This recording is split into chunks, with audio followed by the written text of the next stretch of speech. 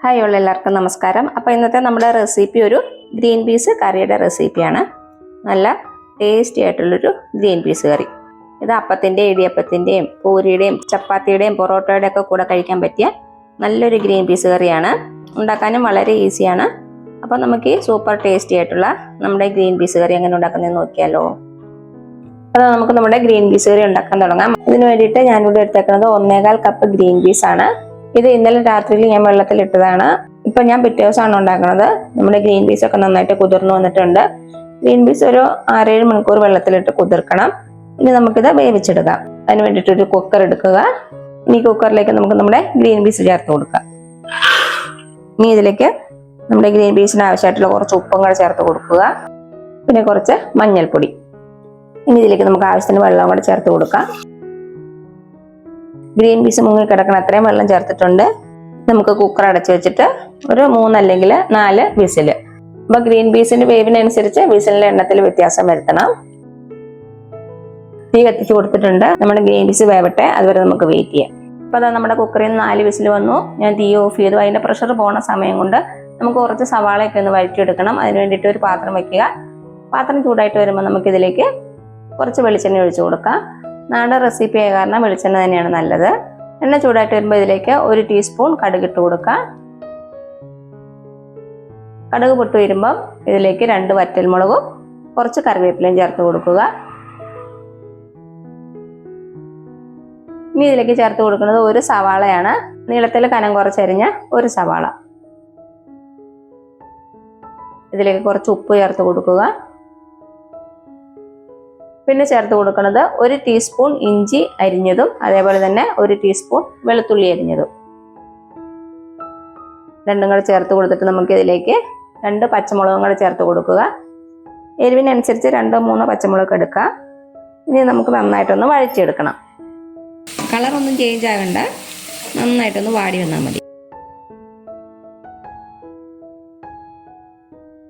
ഇപ്പോൾ ഇതാ നമ്മുടെ സവാള അത്യാവശ്യം നന്നായിട്ട് വാടി വന്നിട്ടുണ്ട്. ഇത്രയും മതി. ഇനി ഇതിലേക്ക് നമുക്കൊരു 1/4 ടീസ്പൂൺ മഞ്ഞൾപ്പൊടി ചേർത്ത് കൊടുക്കാം. ഇതിന്റെ പച്ചമണം മാറുന്നവരെ 1 മിനിറ്റോളം ഒന്ന് വഴിച്ചു കൊടുക്കുക.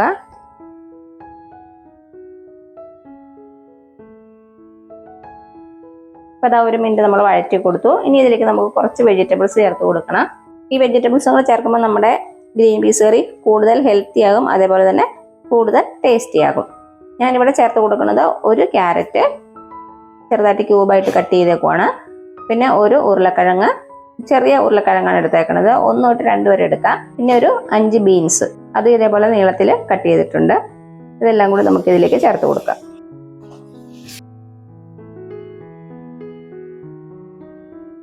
നന്നായിട്ടൊന്ന് മിക്സ് ചെയ്ത് കൊടുക്കുക. അപ്പോൾ നന്നായിട്ടൊന്ന് മിക്സ് ചെയ്ത് കൊടുത്തു. ഇനി ഇതിലേക്ക് നമുക്ക് നമ്മുടെ വെജിറ്റബിൾസ് ഒക്കെ വേകാൻ ആവശ്യമായിട്ടുള്ള വെള്ളം ഒഴിച്ചു കൊടുക്കാം. വെള്ളം ഒഴിച്ചു കൊടുക്കുമ്പോൾ ചൂടുവെള്ളം ഒഴിച്ചു കൊടുക്കുക.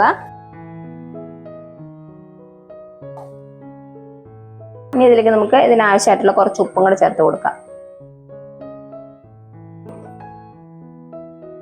ഇത് നന്നായിട്ടൊന്ന് തിളച്ച് വരട്ടെ. ഇതിലേക്ക് ഞാനൊരു 3 പച്ചമുളകും കൂടെ കീറിയിട്ട് കൊടുക്കുന്നുണ്ട്. നമ്മൾ ആദ്യം 2 പച്ചമുളകല്ലേ എടുത്തോളൂ, അപ്പോൾ അത് എരിവ് കുറവായിരിക്കും. അപ്പോൾ ഒരു 3 എണ്ണം കൂടെ ചേർത്ത് കൊടുക്കുന്നുണ്ട്. അപ്പം നിങ്ങളുടെ എരിവിനനുസരിച്ച് ഇതിൻ്റെ എണ്ണത്തിൽ വ്യത്യാസം വരുത്തുക. നമ്മൾ വേറെ മുളക് പൊടി ഒന്നും ഇതിലേക്ക് ചേർക്കണില്ല. പച്ചമുളകിൻ്റെ എരിവുള്ളൂ നമ്മുടെ കറിക്ക്. ഇനി നമുക്ക് നമ്മുടെ പാത്രം അടച്ചു വെച്ച് കൊടുത്തിട്ട് നമ്മുടെ വെജിറ്റബിൾസ് ഒക്കെ നന്നായിട്ടൊന്ന് വേവിച്ചെടുക്കാം. അപ്പോൾ ഇത് വേവട്ടെ.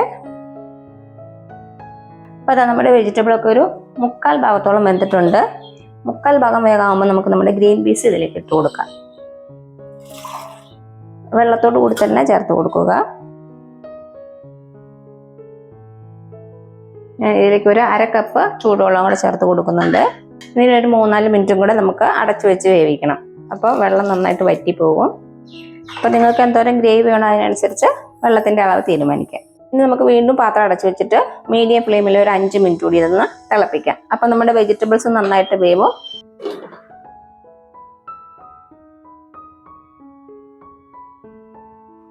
ഇപ്പോൾ ഇതാ ഗ്രീൻ പീസും കൂടെ ചേർത്തിട്ട് ഒരു 5 മിനിറ്റോളം നന്നായിട്ട് തിളച്ചിട്ടുണ്ട്.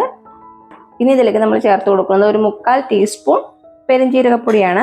പെരിഞ്ജീരകം എന്ന് പറയുമ്പോൾ വലിയ ജീരകം, ഫെന്നൽ സീഡ്സ്. പെരിഞ്ജീരകപ്പൊടി ഇല്ലെങ്കിൽ അതിന് പകരമായിട്ട് ഗരം മസാലപ്പൊടി യൂസ് ചെയ്യാം. അതും കൂടെ ചേർത്തിട്ട് നന്നായിട്ടൊന്ന് മിക്സ് ചെയ്യുക.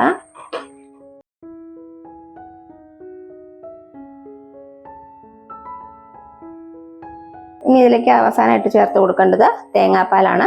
തേങ്ങാപ്പാൽ 1 പാലാണ് എടുത്തേക്കുന്നത്. 1/2 കപ്പോളം എടുത്തിട്ടുണ്ട്. ഇപ്പം തീ കുറച്ച് വെക്കുക. കുറച്ച് വെച്ചിട്ട് നമുക്ക് നമ്മുടെ തേങ്ങാപ്പാൽ ഇതിലേക്ക് ഒഴിച്ചു കൊടുക്കാം. തേങ്ങാപ്പാൽ ഒഴിച്ചു കഴിഞ്ഞാൽ പിന്നെ തിളയ്ക്കേണ്ട ആവശ്യമില്ല. നന്നായിട്ടൊന്ന് ചൂടായാൽ മതി. ഉപ്പൊക്കെ ഒന്ന് ചെക്ക് ചെയ്ത് നോക്കുക. കുറവാണെങ്കിൽ ചേർത്ത് കൊടുക്കാം. അതേപോലെ തന്നെ പെരുംജീരകത്തിൻ്റെ ടേസ്റ്റ് കുറച്ചുകൂടി വേണമെങ്കിൽ കുറച്ചുകൂടി ചേർത്ത് കൊടുക്കുക. അതുമല്ലെങ്കിൽ കുറച്ച് ഗരം മസാലപ്പൊടി ചേർത്ത് കൊടുത്താലും മതി.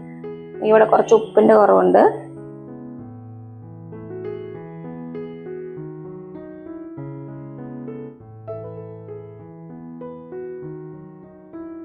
ഇപ്പം അതാ ഈ ഒരു കൺസിസ്റ്റൻസിയാണ് നമ്മുടെ ഗ്രീൻ പീസ് കറിക്കുള്ളത്. ഇത് ചൂടാറുമ്പോൾ കുറച്ചുകൂടി ഒന്ന് തിക്കായിട്ട് വരും. അപ്പം നിങ്ങൾക്ക് കൂടുതൽ ഗ്രേവി വേണമെങ്കിൽ കൂടുതൽ തേങ്ങാപ്പാൽ ഒഴിച്ചു കൊടുത്താൽ മതി. അപ്പോൾ അതാ നമ്മുടെ തേങ്ങാപ്പാൽ ഒഴിച്ചിട്ട് നന്നായിട്ടൊന്ന് ചൂടായിട്ട് വന്നിട്ടുണ്ട്. ഇത്രയും മതി. ഇനി നമുക്ക് തീ ഓഫ് ചെയ്യാം. അപ്പോൾ അതാ നമ്മുടെ സൂപ്പർ ടേസ്റ്റി ആയിട്ടുള്ള നമ്മുടെ ഗ്രീൻ പീസ് കറി ഇവിടെ റെഡി ആയിട്ടുണ്ട്. നല്ല ടേസ്റ്റി ആയിട്ടുള്ള ഗ്രീൻ പീസ് കറിയാണ്. എല്ലാവരും മസ്റ്റായിട്ട് ഒന്ന് ട്രൈ ചെയ്ത് നോക്കുക. എല്ലാവർക്കും ഇഷ്ടമാകും. ഇത് നമുക്ക് അപ്പത്തിൻ്റെ, ഇടിയപ്പത്തിൻ്റെയും പൂരിയുടെയും ചപ്പാത്തിയുടെയും ഒക്കെ കൂടെ സെർവ് ചെയ്യാൻ പറ്റിയ നല്ലൊരു ഗ്രീൻ പീസ് കറിയാണ്. അപ്പോൾ എല്ലാവരും ഉണ്ടാക്കി നോക്കിയിട്ട് അഭിപ്രായങ്ങളൊന്നും അറിയിക്കാൻ മറക്കരുത്. അപ്പോൾ ഈ വീഡിയോ ഇഷ്ടമായാൽ ലൈക്ക് ചെയ്യാനും അതേപോലെ തന്നെ സബ്സ്ക്രൈബ് ചെയ്യാനും മറക്കരുത്. അതേപോലെ തന്നെ നിങ്ങളുടെ ഫ്രണ്ട്സിനും റിലേറ്റീവ്സിനും ഒന്ന് ഷെയർ ചെയ്ത് കൊടുക്കാനും മറക്കരുത്. അപ്പോൾ ഇനി പുതിയ റെസിപ്പി ആയിട്ട് വരുന്നവരേക്കും thank you so much. By.